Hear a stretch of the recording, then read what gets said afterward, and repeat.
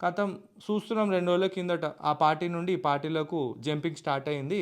ఇక మెల్లగా సీఎంని కలుస్తుర్రు, కండువాలు వేయించుకుంటుర్రు. ప్రాసెస్ ఆల్రెడీ స్టార్ట్ అయిపోయింది. అసలు ఈరోజు ఒకసారి మనం పాస్ట్ చూసుకుంటే ముఖ్యమంత్రుల గురించే మాట్లాడుకుందాం. ఫర్ ఎగ్జాంపుల్ రాజశేఖర్ రెడ్డిని తీసుకుందాం. ఆయన సీఎం అయ్యే ముందు ఎన్నేళ్ళు ప్రతిపక్షంలో ఉండే, ఎంత గట్టిగా వినిపించిండు ఆవాజ్. జనార్దన్ రెడ్డి గారిని తీసుకుందాం. ఆయన ఎన్నేళ్ళు ప్రతిపక్షంలో ఉండే, హైదరాబాద్లో ఏమన్నైతే లొల్లి లొల్లి చేస్తుండే. ఏమైంది ఇప్పుడు పరిస్థితి?